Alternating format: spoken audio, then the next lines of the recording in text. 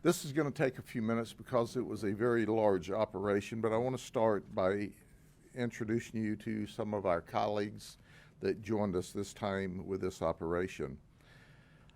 We could not do this without our counselors, so I want to start with them. One More Child, Jody Domingue, Heartland for Children, Caden Parchment, and Salea Freedom, Sarah Batchelder. In addition to that, this operation was on the west side of the county in the city of Lakeland, and we were assisted by several police departments. A special thanks goes to the Lakeland Police Department. We have Assistant Chief Pacheco here with us today. They donated a lot of resources for us this time, and it's really appreciative. And the support by all of these police departments was over the top. Haines City Police Department's represented today by Detective Dominez. Davenport Chief Steve Parker's with us.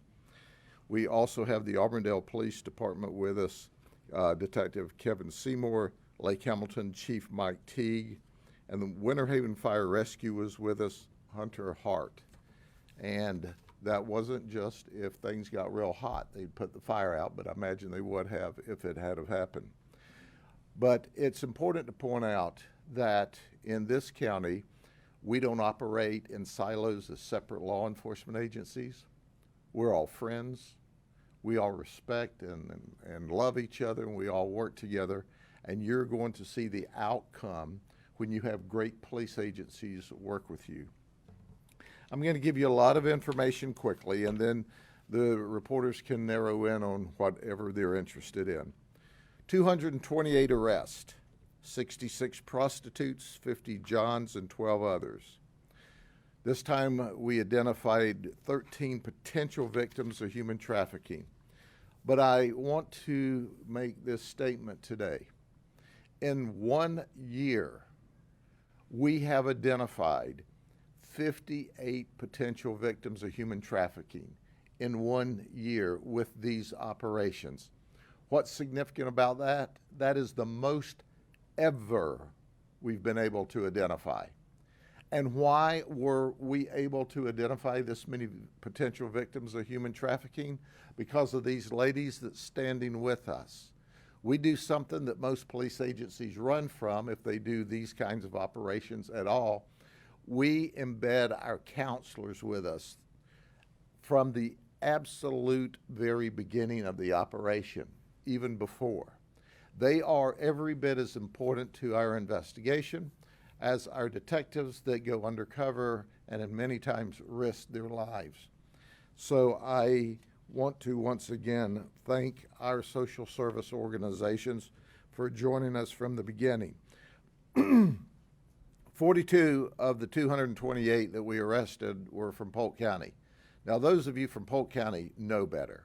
We talk about this, we don't hide it, and if you don't know about it, you obviously live under a rock. So you had to learn the hard way. But for the rest of you, pay attention, because this is not the last operation. We'll have more, and we'll give you the opportunity to be arrested if you're stupid enough to show up. That's a guarantee. In addition to that, 42 of these folks were married. And I've got some quotes from wives that I'll give you in a little bit. And some people say, well, this is not a big deal, but at the end of this operation, I'm going to talk about the 21 illegal aliens we arrested in much more detail. Criminal charges. Oh, it's a low-level misdemeanor, and these aren't violent people. These people had a previous history of 2,038 arrests. Did you hear what I said? These people are criminals in their own right, most of them, not all of them. 879 previous felonies, 1,159 previous misdemeanors.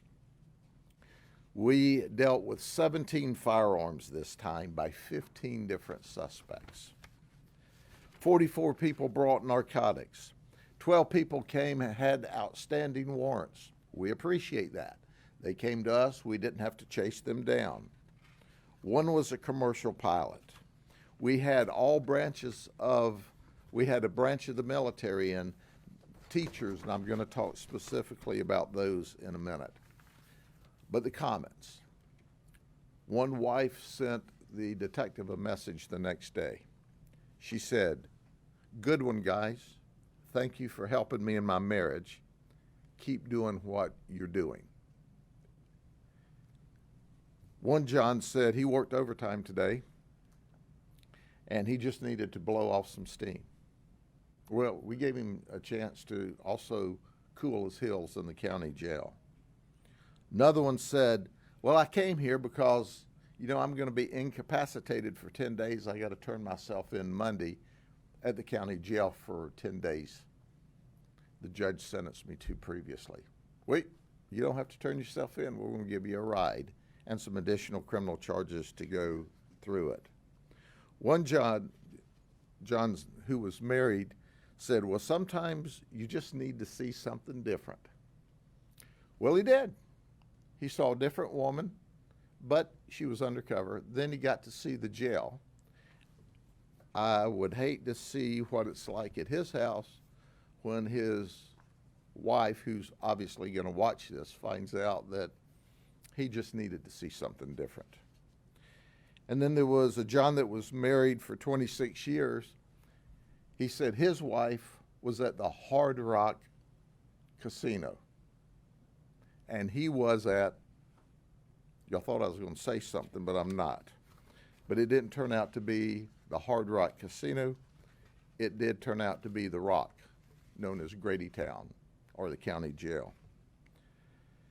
One John was married. He said he came here to play golf.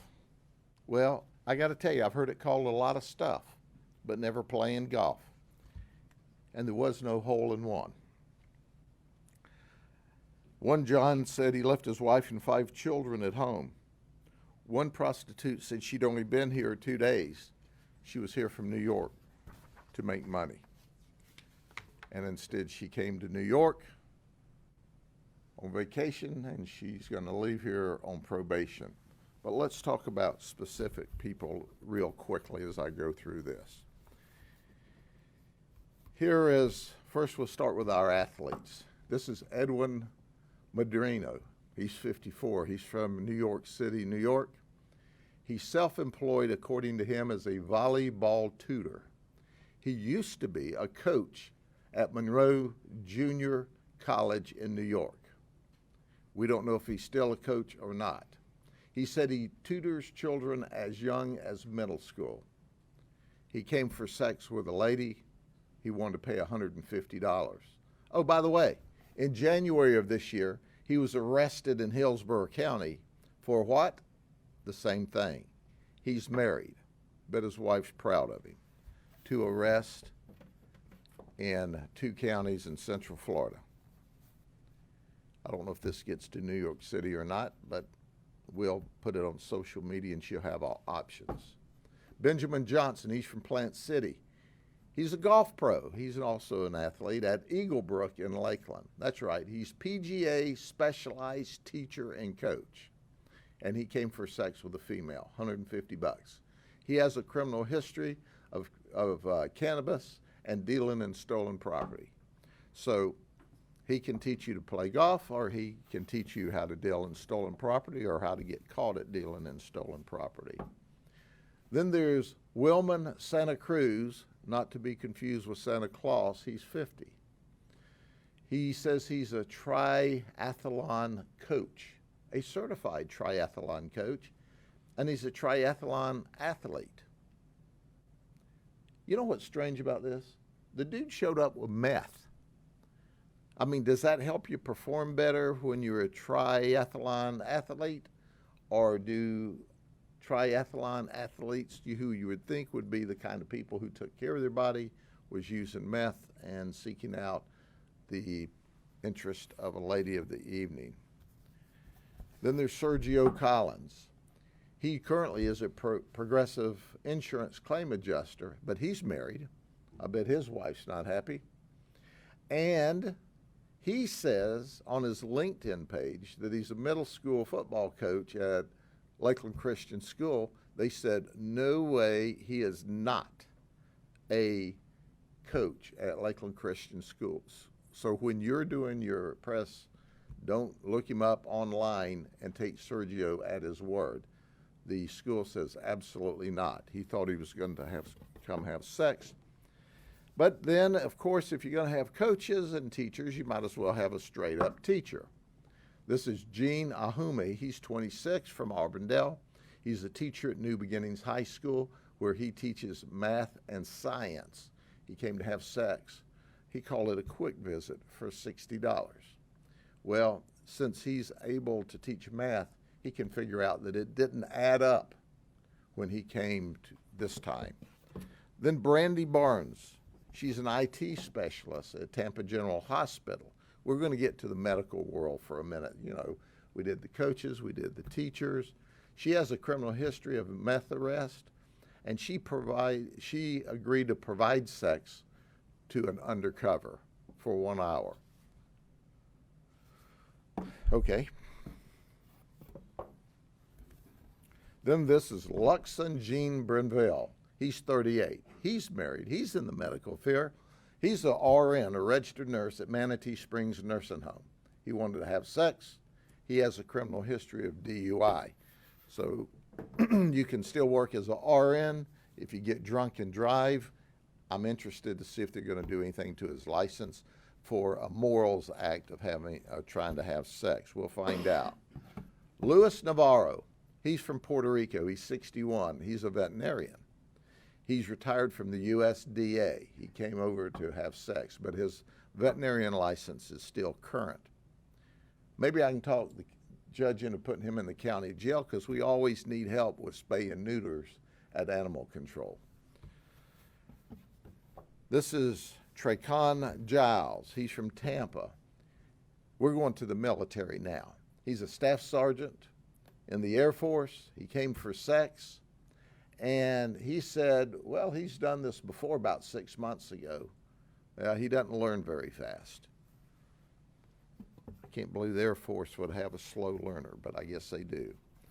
And then there's Jaden Hall. He's 19. He's scheduled to begin his Air Force training in May. And oh my goodness, he had a meltdown. This can't happen to me. This can't happen to me. I'm going into the Air Force. Well, maybe you are, maybe you aren't. Who knows?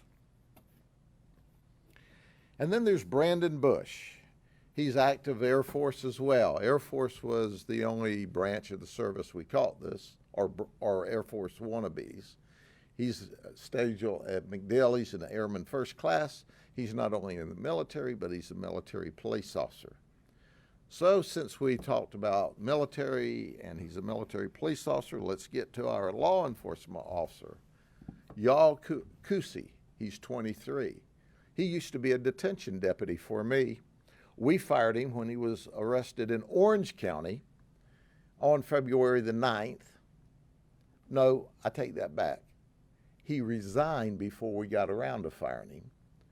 And then we arrested him again on February the 23rd. So on the 9th, he got arrested in Orange County and resigned. On the 23rd, we arrested him again, and he said, hey, is this a felony now that I'm arrested the second time? He didn't pay attention in the police academy because he hasn't been convicted yet. So while we were interviewing him, and we go, like, dude, what are you doing? You went from being a stellar employee to committing morals crimes, and it's 2 in a month. He said, I got a problem. No kidding. You got a big problem. Then there's Alex Everett. He's 34. He says he's on disability. He doesn't work, so that we're paying him to do things like have sex. He called it a quick visit. In his car, we found cocaine, fentanyl, cannabis, a gun. He picked up an armed trafficking and cocaine and fentanyl charge in addition to his misdemeanor soliciting charge. Oh, he's got a criminal history of robbery, fleeing, armed trafficking, and he spent 8.5 years in prison for some of those violent things. He says he's on disability. He's not disabled, folks. He's able to commit crime. And if you're able to commit crime, you ought to be able to go to work. He just doesn't like to work, obviously. And then there's Joseph DeBello. He's 46. He's from Wildwood. He's married. He's a plumber. He also said, let me see if I can find it here. He also said that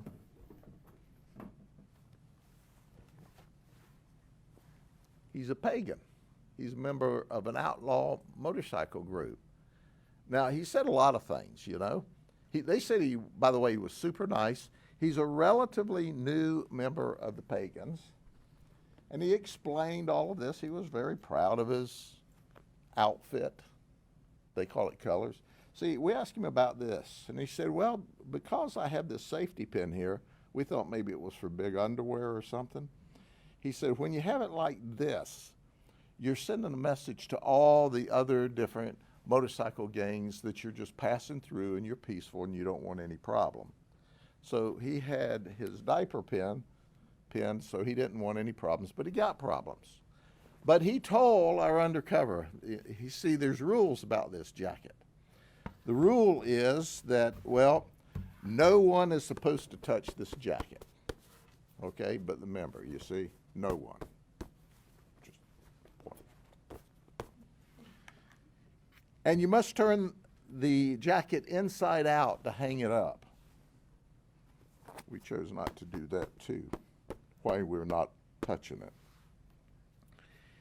He said that his wife was going to really be mad. And he used other words. Well, we called her. And guess what? He was right. She was really mad. And I bet the pagans are really mad. Because, see, he's not been a member but just a few months. And here, now he's disparaged them. And the cops have one of their jackets. And they've been handling it. And you know, we didn't hang it up backwards or any of the other rules that they have, but hey, Joseph, I don't know how well you do plumbing business, but you don't do very well at following the rules with your outlaw motorcycle gang. I'm going to go over this really quick. These two guys are brothers.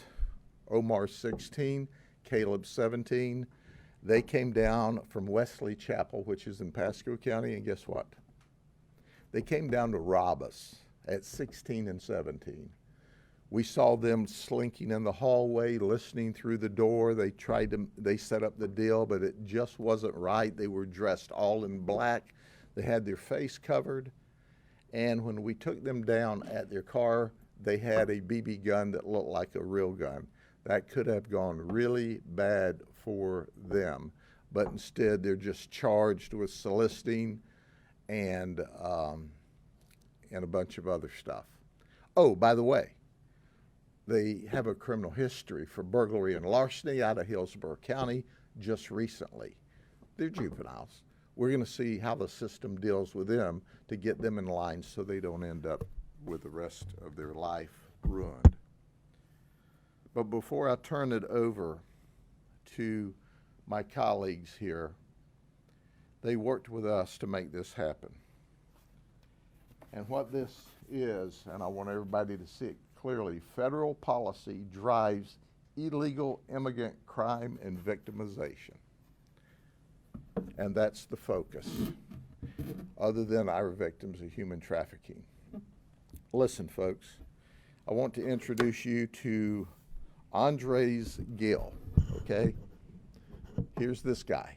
He's also on this board, but get a look at him for a second. He came down here from New York with 3 females. All of them are in the country illegally. Did you hear what I said? They're all here illegally. He's the one that comes with them to drive them. These ladies are all controlled by a human trafficker. We think their human trafficker is a female. She sets up their appointments, she puts their ads online, she tells them where to go. And by the way, on Friday, the victims of human trafficking, and we've graded them out, 3 of them, that are here illegally from Venezuela, 3 of them have to pay her $3,000 apiece on Friday, or else they're threatened. So they're not free. They're really indentured, and they're quote unquote paying off their debt. Now here's what they told us, all right? I'm sure the federal government will verify that this is not true, but you decide who you want to believe, whether you want to believe these victims of human trafficking or the whitewash the federal authorities give you. They said that when they came into the country illegally, DHS gave them a form, an ID, paperwork that allows them to fly for free. You know, Southwest would let your bags fly free. Well, the federal government will let your illegal immigrants fly free. And they operate out of New York. And they were working up there, and the New York authorities said, hey, if you don't have identification, you can't work in our sex trade up here. You know, we don't allow sex trade here at all, but New York will allow you to do some stuff if you've got the proper authority. So they say they make a lot of money. They're addicted to it. These ladies are going to give you more details. They tell us that they fly to major metro centers for free on the federal government, where they set up their appointments for sex all around the country. Did you hear what I said? Listen, folks, if they don't pay $3,000 apiece on Friday, they're in trouble. The human trafficker sets up the deal. Hey, this deal is just outside of Tampa. They say they show this ID, this card, this paper, they fly for free down here. Then they fly back. But we heard a similar theme from all 21 of these folks. We can't work legally. We're addicted to this cash. It's a lot of cash and it's quick, so we have to give $3,000 a week. We get to keep everything above that. We have a crisis at the border. And because of the crisis at the border, we have people that are victimizing illegal folks, forcing them into the sex trade because we allow these criminals in the country illegally. We all rail about this and nobody pays any attention. And then we want to politic everything. Oh, we had a good piece of legislation that limited the average to only 5,000 illegals a day in the country, and then we can shut it off. Well, if you can shut it off at 5,000 people illegally coming in this country a day, you can shut it off at no people illegally coming in this country a day. But the politicians are politicking while the victims are being victimized. I read an article this week that says, well, the illegals coming here aren't committing crime at any greater percentage than the people who are here legally. What they didn't tell you is if they weren't here illegally at all, the crime they would commit here would be 0. So we're being victimized. But that doesn't make any difference on the national level. You see, because they sit up there behind their gated communities and in Congress, and they play politics back and forth between the two parties, while illegals are victimized, citizens are victimized, children are victimized. And you've got this goofy-looking kid here who's making sure that they come up with $3,000 a week apiece, and he's here illegally. It's a mess, and it doesn't have to be. If we can deal with it and catch it on the local level, they can stop it on the federal level. Shame on all of them, every one of them, for not getting together and saying, you know, there are things bigger in this country than my individual politics. So now, we'll start with Jody. Jody, come on up. Good morning. My name is Jody Domingue, and I'm the Executive Director of Anti-Trafficking at One More Child. We would like to thank Sheriff Judd, the Polk County Sheriff's detectives, and the various agencies that are represented here today for their continued partnership and for the ability to affect those who are being impacted by commercial sexual exploitation at their most critical moments. One More Child has been serving vulnerable children and families for the last 120 years. Last year, we served over 250,000 individuals. 776 of those were survivors of human sex trafficking that we served in Florida, Tennessee, North Carolina, and Ohio. We walked alongside these individuals with survivor mentorship, advocacy, and mental health counseling. Several of the survivors that we came alongside of came from operations just like this one, including Amber. We met Amber at the last Polk County Sheriff's operation. And although Amber wasn't ready to disclose her victimization, she was ready to receive help. And we were able to wrap around Amber with advocacy with her criminal court case and provide her necessary resources that began her path and journey to healing. As a result of this, we were also able to help Amber identify a local church that she was able to plug into for her forever community. And now she's got a hope for her future. During this operation, we provided follow-up services to 62 individuals who came to be purchased for sex. We met with over 23 women while they were incarcerated to let them know that they had better options, that there were resources out there for them that could lead for their healing and for them to be self-sufficient on their own. We also helped identify as many as 14 potential victims of human trafficking who now have ongoing investigations. I will say, with all of this great work in this operation, there were a lot of people who were arrested for purchasing sex, coming to purchase sex. And the sheriff has asked us to address that this is a significant problem that must be addressed at all levels.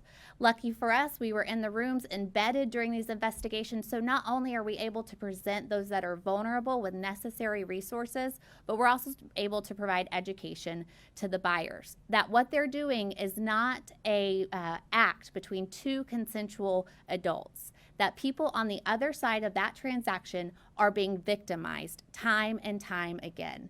And we are begging, imploring for our advocates around the state to utilize the resources at their disposal, including the state's attorney's office, to make sure that we are implementing the fines associated with buying commercial sex. And also that we're utilizing registries that we have. The Polk County Sheriff's Office is one of the very few that utilizes those types of resources, and we are asking that other advocates around the state do the same as well. Now, none of this great work could have been possible without our expert team. We dedicated a total of team members, including advocates, mental health therapists, and lived experience experts who were embedded during this operation on the very night of the operation happening, and then also did immediate follow-up visits afterwards with every individual we encountered that we could. I would like to introduce you to one of our lived experience experts, Stacy Ham. Stacy had a pivotal role in leadership during this operation, and we are grateful that she utilized both her lived experience as well as her expertise in providing support to those who have been affected by commercial sexual exploitation.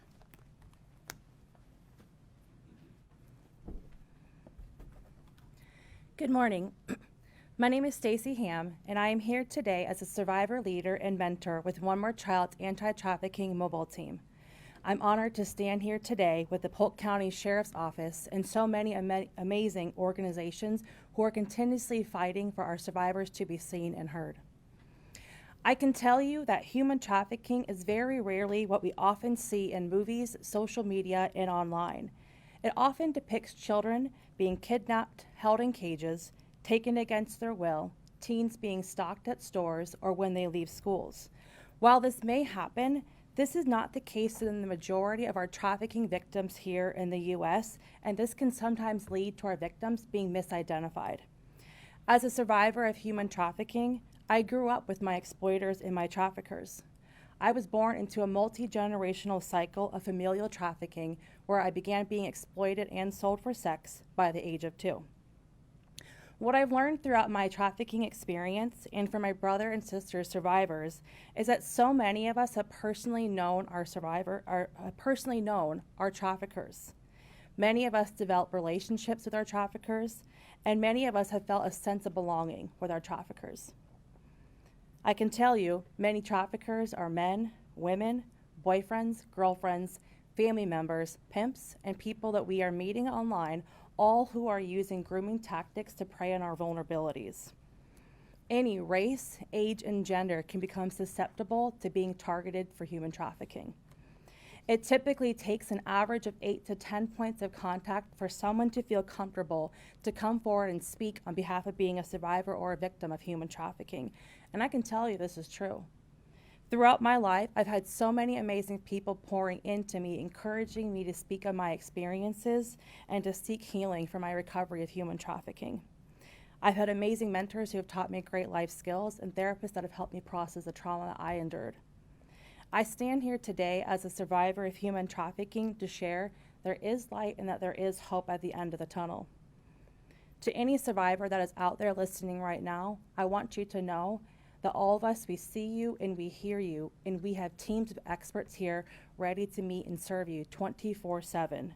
We are ready to come alongside you towards your hope, your healing, and your restoration. Thank you.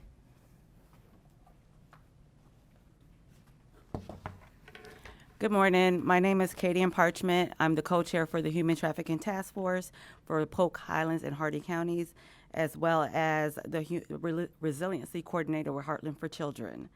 Heartland for Children is the lead community-based care agency under the Department of Children and Families that oversees the child welfare system for Polk, Highlands, and Hardy counties. On behalf of Heartland for Children, I would like to extend a warm thank you to Sheriff Judd and all the law enforcement personnel standing behind me. The strong partnership between the Sheriff Department, Heartland for Children, and the other NGOs allows us to be on the ground floor of engagement with potential human trafficking victims to provide them with the immediate resources and help that they need. That's unique to this area. Other areas don't give that opportunity for NGOs to be right there on the ground floor to really pour into people who are being victimized in that moment. So we thank you and appreciate that. This operation continues to be an outstanding example of collaboration, compassion, and community engagement. Each and every law enforcement officer, detention deputy, and volunteer operated in grace and professionalism, and we appreciate it. During the course of the 8 days, we were given the opportunity to engage with and get to know every individual that came through the door. I would like to thank them for being open to speaking to us about their current circumstances, engaging in discussions about human trafficking, weighing out the implications and safety concerns of being in the life, and briefly unpacking the trauma associated with it. We were also able to discuss what adverse childhood experiences are and obtain a few attendee scores. Several of the people who completed the ACEs screening had a score of 4 or more, which is considered a high ACEs score and indicative of a history of trauma. Not only were we given the opportunity to speak to potential human trafficking victims, we were also able to educate the buyers on the role they play in the cycle of abuse and trauma that may have endured over years. There was one common thread that was quite evident when speaking with the women in the life, and that was resiliency. I would encourage you to continue to build on that resiliency and reach out to our partners for help. Hope Florida is a free program that is designed to help individuals work through barriers for self-sufficiency and community resources. With the help of resource navigators, we are committed to staying engaged with families beyond the first phone call. If you need help, contact Hope Florida at 850-300-HOPE. United Way of Central Florida 211 hotline is a 24-hour, 7 days a week resource dedicated to helping people find community resources and local programs that helps with everything from everyday basic needs to more complicated necessities. And then findhelp.org is a free comprehensive website with a variety of resources and providers that are unique to the area in which the users live. These are just 3 among many outstanding programs that are doing the work in our communities. Please take advantage of these free resources to help strengthen your resiliency and response and reposition your life to a sustainable and safe occupation. In closing, please remember, and I'm speaking to anybody who may be in the life or may be being trafficked, that you are more than your current circumstances. You are loved, you are wanted, and you have an amazing testimony ahead of you, but seek the help because we are here to help. Thank you. Hello, my name is Sarah Batchelder, and I am an advocate with Sail of Freedom.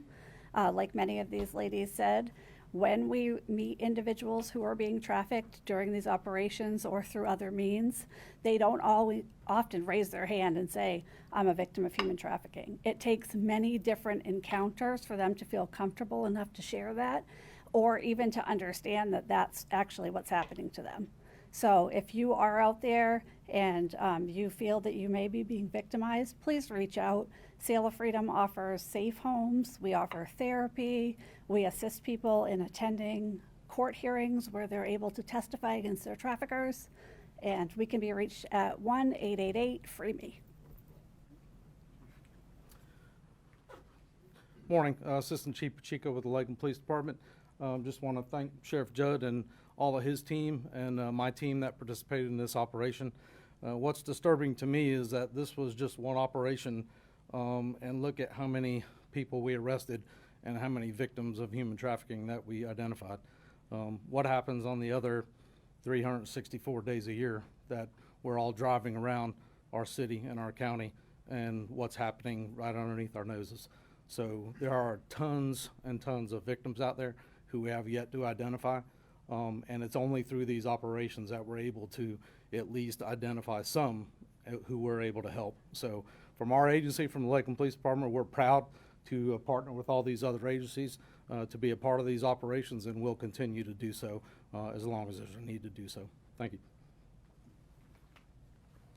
Good morning, Steve Parker, Chief of Police for the City of Davenport, and the Davenport Police Department, and I've said it before and I'll continue to say it, you know, we stand alongside with Sheriff Judd and the rest of these other law enforcement agencies in these kind of operations. I mean, you can look at the numbers and tell it's a needed task. It's something that needs to be done.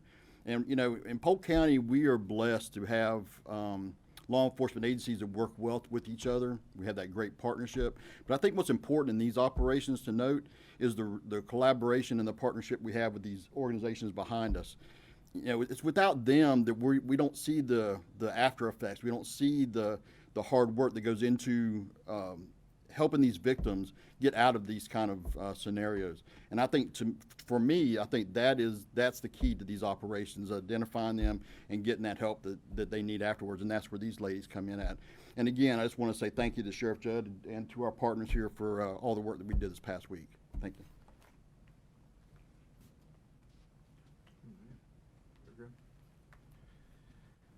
Now what happens is we gather all these cases together and we send them to the state attorney's office. And we're fortunate in this state to have Brian Haas as our state attorney. He is simply outstanding. His team is outstanding. He gets it. He gets the 30,000-foot picture. He gets the ground picture. He is an advocate for the victims, and he's going to prosecute the suspects to the fullest extent of the law, for which I'm grateful. But with that, do you have questions of any of us? Sheriff, so within the span of a year, you were able to rescue or identify 58 victims, potential victims of human trafficking. This is a new record for you. So is that indicative that this problem is growing worse year after year, or? I think it's indicative that we are finding the victims. We have seen, and you have covered for years in the media, about the human trafficking problem across the United States. And Florida, being a vacation state and a sunny state, is certainly no exception to that. It is also an attribute to our NGOs because, as Chief Parker said, they see them for the long term. If it was a one and done on the night of the arrest, these numbers wouldn't be 58. We'd be lucky if they were 3. But they continue to follow up and continue to follow up to rescue them. So while I'm totally excited because we've never seen these numbers, the biggest problem we have in this type of investigation is getting the victims to admit they're victims because they're more afraid of their pimps and the human traffickers than they are of the criminal justice system. And it's only through the work of these ladies and their teams that happens. Yes, ma'am. You said you think you know of a woman who, like you just said, was human trafficking and controlling these women. How important is it to you for you to find those people and arrest those people? Oh, absolutely. That is the next wave of this investigation. We know she's Dominican, and we know she is currently in Miami. So if she doesn't get her illegal Dominican butt on a plane and fly back out of this country, we're going to be on her like a good hound dog on a trail. That's a guarantee. Anything else? Thank you. God bless you. I'll see you next time.